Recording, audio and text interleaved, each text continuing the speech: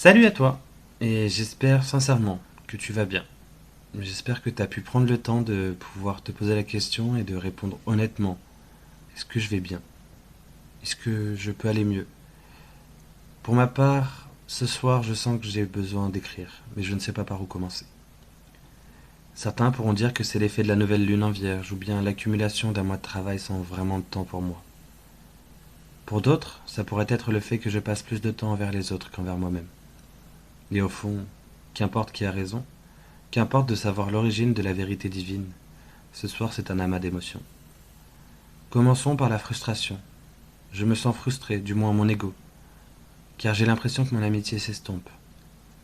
Je pensais ne plus avoir d'attente et laisser totalement libre les personnes qui m'accompagnent de partir et vagabonder au gré de leurs désirs, de pouvoir reprendre leur vie en main et de profiter à plein poumon.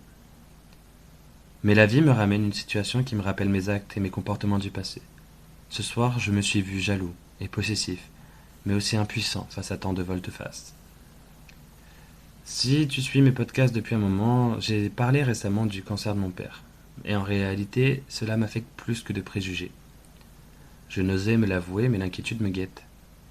Je suis confiant sur mes capacités, mais j'ai énormément de mal à lâcher prise sur mon rôle dans les événements. Revenir à mon humilité et reprendre ma place d'être humain, il y a bel et bien une leçon derrière. On ne peut tout contrôler et il faut accepter de laisser couler. Parfois, ça coule comme un ruisseau, à la rencontre d'un obstacle, et d'autres encore, ça déferle telle une chute d'eau. La puissance diffère, mais la leçon reste encore la même. Il y a des choses que l'on peut contrôler et d'autres non. Je pense que tu l'entends à ma voix, rien que de relire ces notes, ma gorge se serre et ma voix a du mal à s'exprimer, à, à s'extasier à la lecture de ce podcast. D'ailleurs, si tu veux un conseil, je ne sais pas pour être honnête d'où me vient ce conseil, mais voici des questions que tu peux te poser pour apprendre à relativiser. Est-ce que je peux faire quelque chose à la situation pour la changer?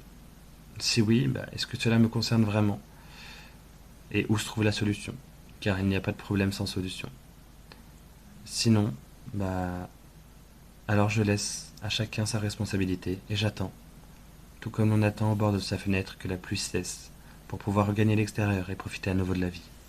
D'ailleurs, en appliquant mon conseil, à ma situation, je relativise énormément et je sais que je n'ai aucune responsabilité dans les événements qui m'arrivent et que je dois juste accepter les émotions qui me caractérisent tant, leur laisser l'espace d'exister et repartir de plus belle, comme le phénix que j'incarne, comme le phénix que nous incarnons tous. Sur ce monologue empli d'émotions, telle la vase qui est remuée dans le lac de cet été au gré des courants et des mouvements de foule, je sais que ça finira par s'arranger.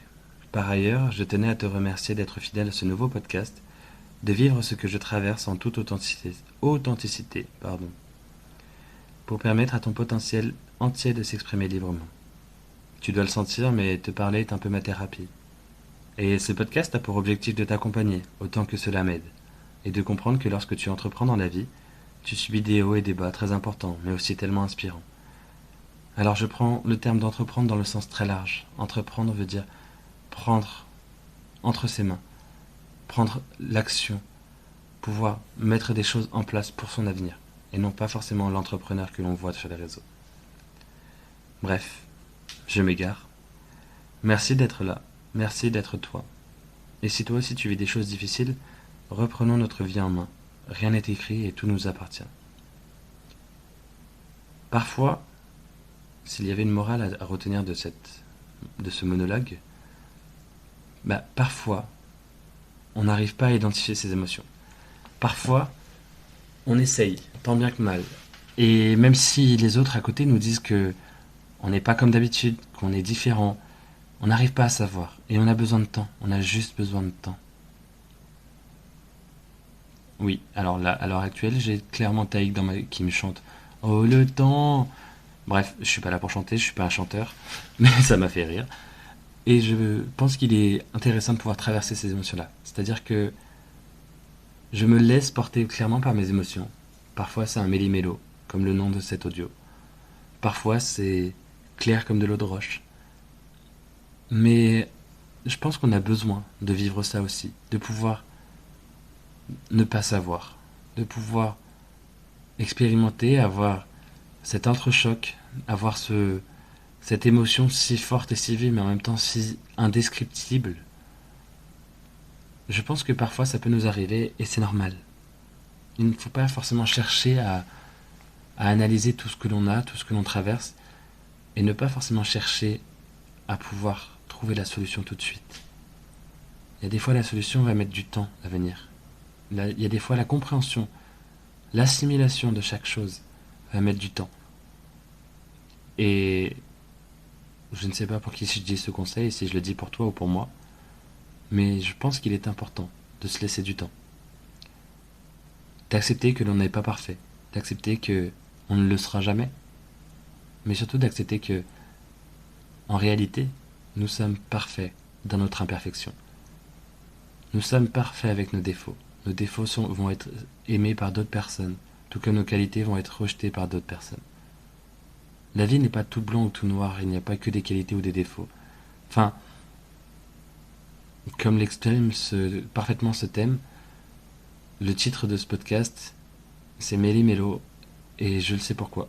Parce qu'au moment où je l'écrivais, j'avais énormément d'émotions. Au moment où je l'écrivais, je n'arrivais pas à définir, à démêler ce qui se passait dans ma tête ou dans mon corps.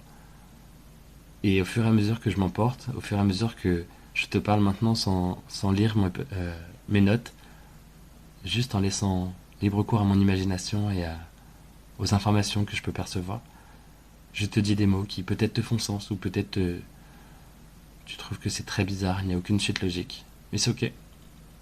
Comme je te disais, il n'y a pas besoin d'être parfait. J'avais juste besoin de parler ce soir et je pense que c'est le bon moment. Je pense que ce qui a été dit te permet de mieux comprendre que, au fur et à mesure que je parle, tes émotions s'estompent. Au fur et à mesure que tu m'écoutes, tu es de plus en plus apaisé et détendu. Comme si t'écoutais ou m'écoutais. Qui a commencé ça seul toi c'est. Enfin bref, je m'amuse.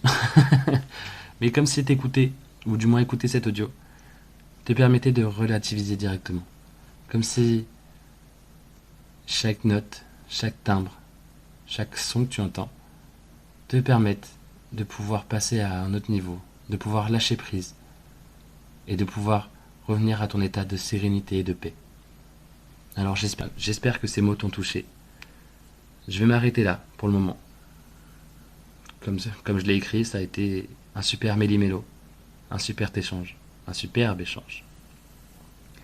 Un mélange de mots, un mélange d'émotions.